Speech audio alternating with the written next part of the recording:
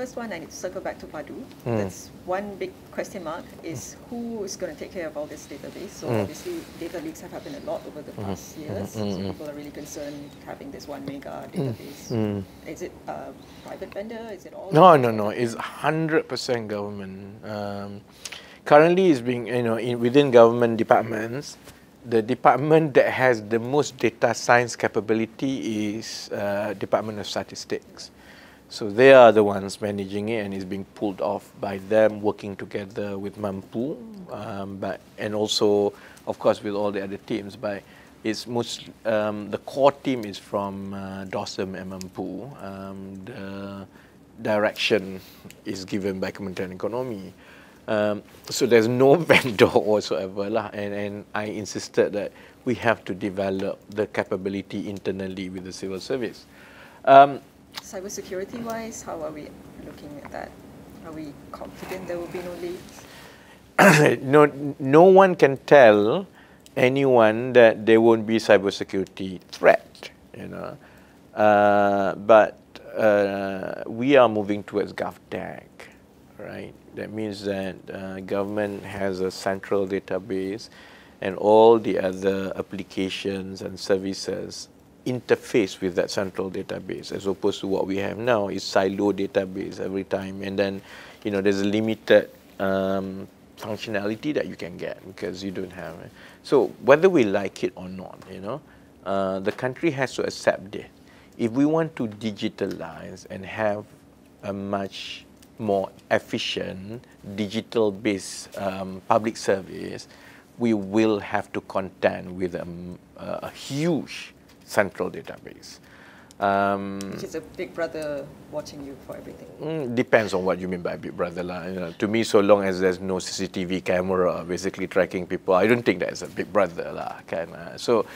And the public has the options to scrutinize our data privacy and our data protection when the Acta Omnibus goes to Parliament.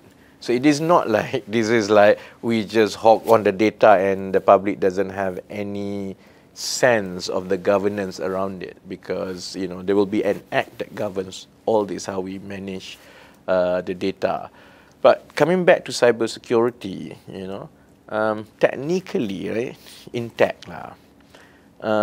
You can protect the database better if you focus a lot more on one database rather than actually splitting your cybersecurity on separate too many databases. So technically, from cybersecurity perspective, doing this actually is much better risk mitigation for cybersecurity than before.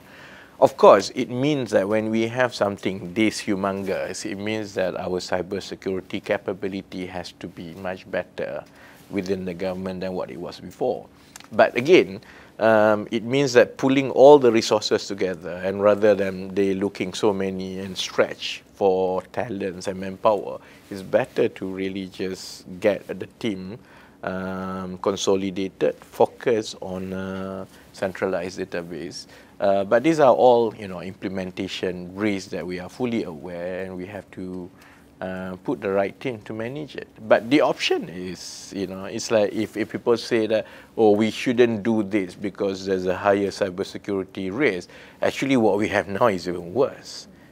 So to me, it's two-level decision. The first level is directionally, is this what we need to do? Yes, but will there be any risk? Well, there are risks in anything that you do. We just have to make sure that we improvise our approach to cybersecurity, which is a lot more scattered now, to just focusing on this one, and with better resources, because it's better focus with one centralized database.